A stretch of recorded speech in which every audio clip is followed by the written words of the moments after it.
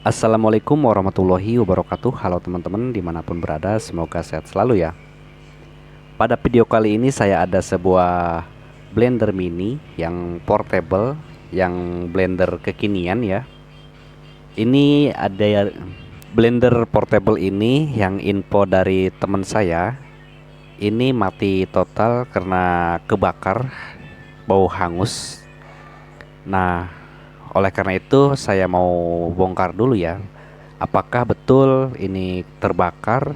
Nanti kita bongkar bersama. Ini tombol powernya dan yang di belakang untuk casnya ya. Untuk lubang casnya ini pakai yang model tipe C. Oke teman-teman, kita bongkar satu persatu ya.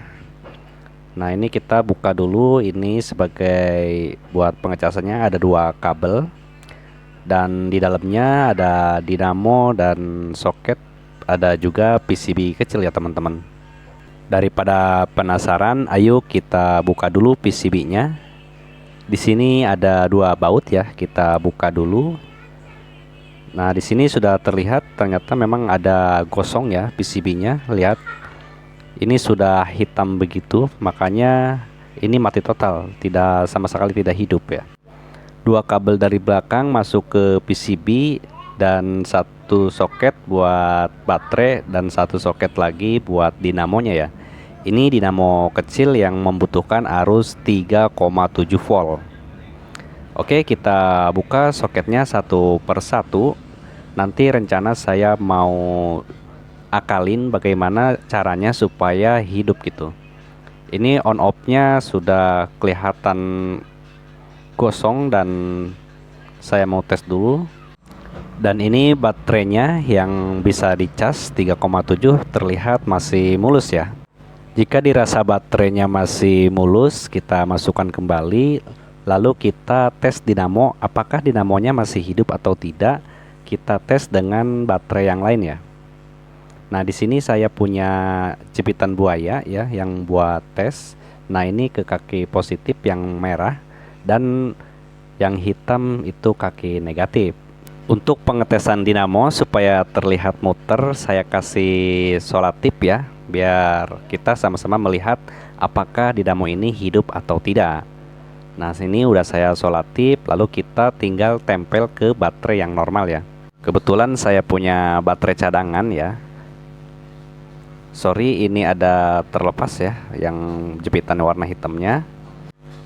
Untuk mengetahui baterai min plusnya, yang rata ini sebagai minusnya dan ada tonjolan sedikit itu plusnya. Oke, kita tempelkan yang minusnya dahulu, lalu kita tempelkan kabel yang plusnya ya. Nah ini sudah terlihat dinamonya menyala ya, berarti dinamonya normal ini. Jadi kita tes satu persatu ya teman-teman. Oke, kita lepas kabelnya, lalu kita tinggal PCB ini. PCB-nya yang terbakar, nanti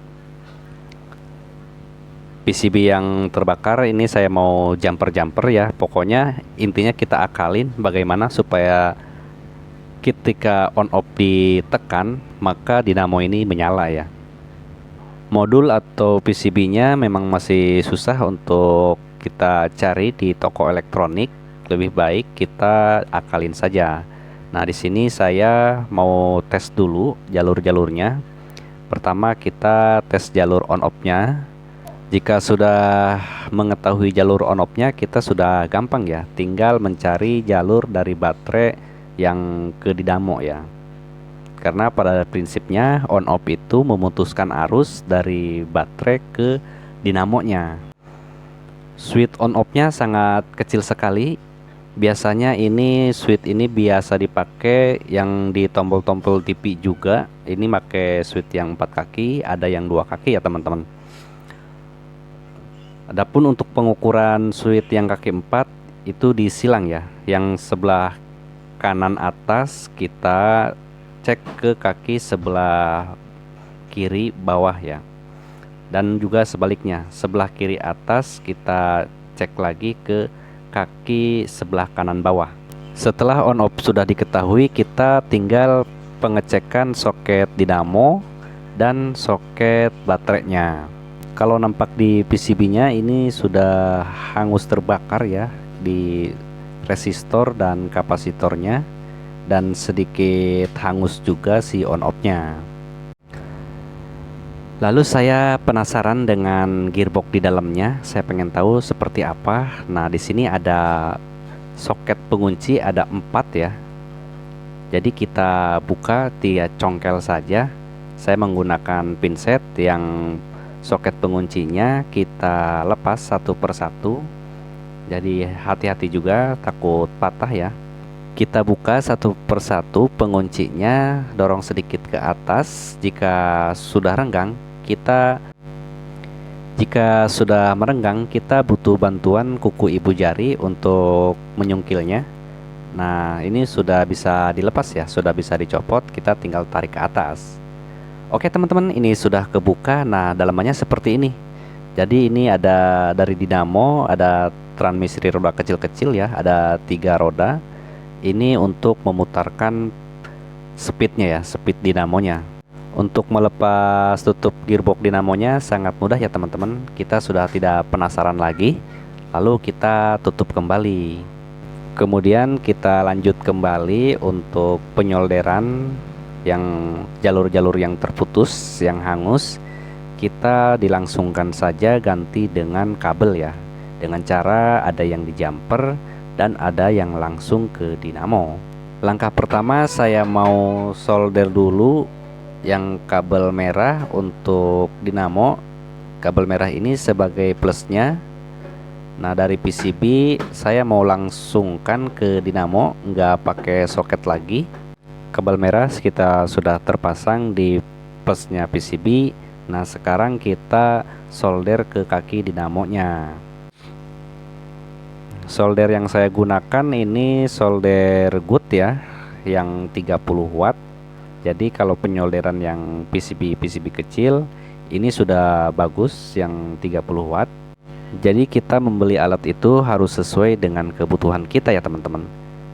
Ada yang 60 watt, 100 watt, itu kan buat skala yang PC besar, yang penyolderannya yang membutuhkan panasnya yang berlebih.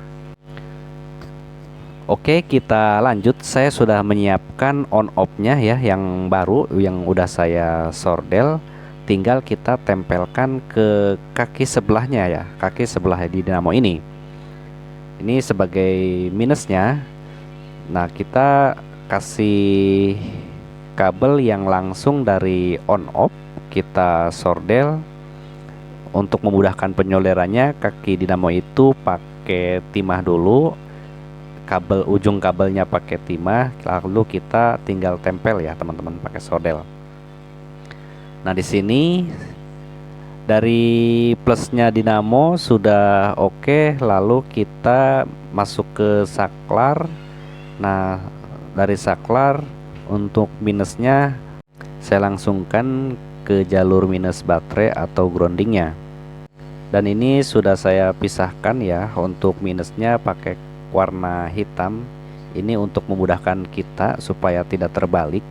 Jadi kalau warna merah itu adalah plus, kabel warna hitam adalah minus. Yang kabel warna kuning ini minusnya dari lampu indikator, jadi saya satukan saja dari kabel minus baterai hitam ke warna kuning.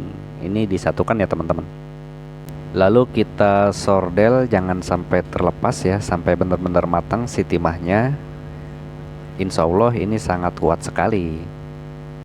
Oke teman-teman, penyolderan sudah selesai. Jadi intinya dari PCB yang terbakar ini saya langsungkan dari PCB ke dinamo, lalu bypass pakai on off ya, on off yang biasa ada di tukang elektronik. Nah, ini jadi dimatikannya dari sini ya, tombol modifan ya. Oke, kita coba kita rakit lagi. Untuk PCB-nya kita masukkan ke semula. Lalu soket yang dari charger dan soket baterai kita masukin. Hanya soket dinamo saja yang tidak dipakai, saya langsungkan ke PCB. Nah, kita coba ya teman-teman, kita pencet. Oke, dinamo menyala ya dengan baik. Lalu kita hidupkan lagi. Nah, ini sudah berputar ya, sudah kelihatan teman-teman.